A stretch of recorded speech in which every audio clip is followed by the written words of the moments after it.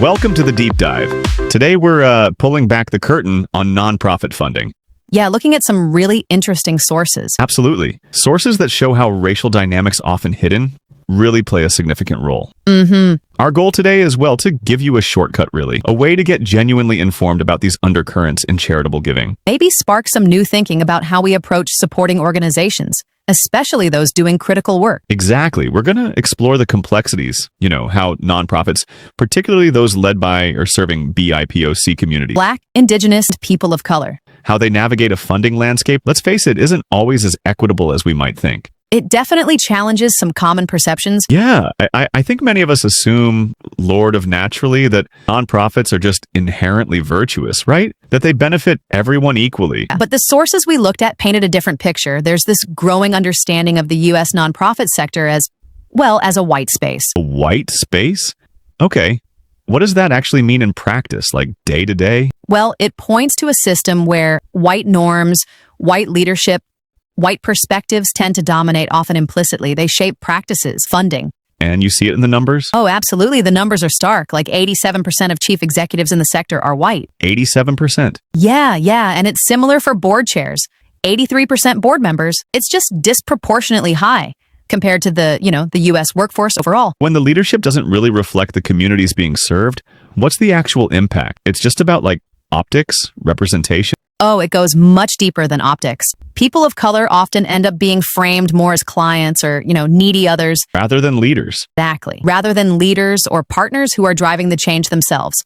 And this thinking, it gets woven into the sector's culture. Things like professionalism, managerialism, donor centralism.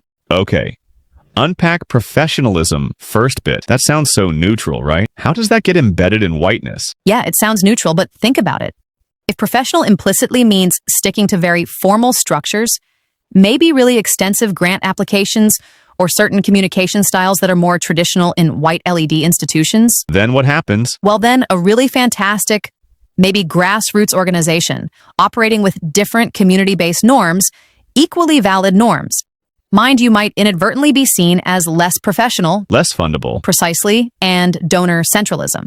That's basically prioritizing the comfort, the preferences of the funders who are often white. Which can unintentionally sideline what BIPOC LED organizations actually need or how they prefer to work, right? You can see this play out like the sources mentioned Camden, New Jersey. You have these professionalized white LED nonprofits operating very differently from the more informal local POC-led grassroots groups. Creates this subtle but really powerful divide. It does. It means the whole way the sector operates can end up perpetuating a segregated landscape, even if nobody explicitly intends for that to happen. So defining the problem is one thing, but another piece that really impacts funding and gets us closer to the dollar cost is this idea of race consciousness itself. What did the sources show there?